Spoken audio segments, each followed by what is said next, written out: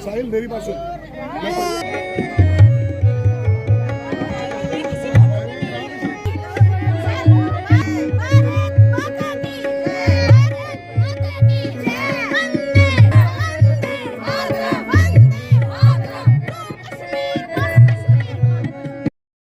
For fun in Kashmir द्वारा जो एक अच्छा इनिशिएटिव लिया गया है, क्या कहेंगे आज के इस दिन को लेकर?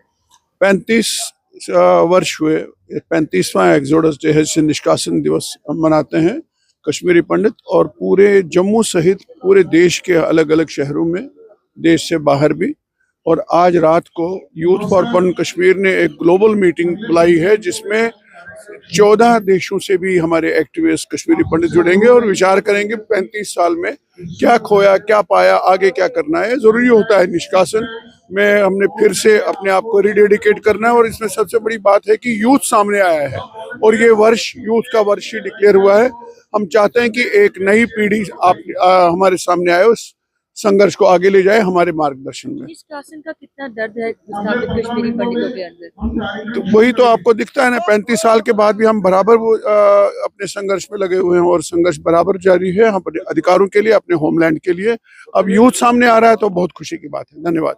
35 सालों में से आज तक किसी भी सरकार ने इस पर आज तक किसी भी सरकार ने गंभीरता से विचार नहीं किया। वर्तमान सरकार सहित हम चाहते हैं कि हमारे जिनोसाइड को पार्लियामेंट में सरकारें स्वीकार करें और उसके लिए निपटारे के लिए कानून बनाएं, और कश्मीर घाटी के अंदर एक चंडीगढ़ ढंग का एक होमलैंड बनाए जहां 7 लाख कश्मीरी पंडित जाकर के बस सकते हैं।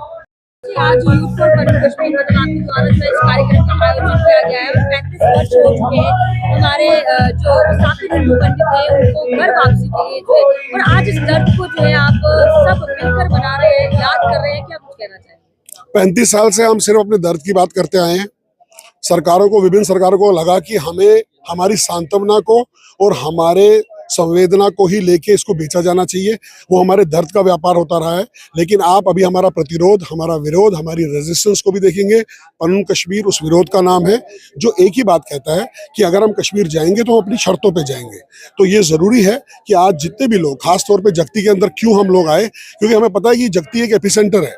यहाँ से जो आवाज उठेगी, जो 90 की तरह किसी कारणवश जो थक सी गई थी, 35 वर्षों में दब सी गई थी, समय आ गया है कि हम चाहते हैं जिस तरह से धारा 370 ध्वस्त हुई मोदी सरकार से, तो यही मोदी सरकार ही इस जम्मू कश्मीर के विकल्प और उसके क्रिएशन में हमारी मदद करेगी। निष्कासन का दर्द आज के दिन कितना याद आता है?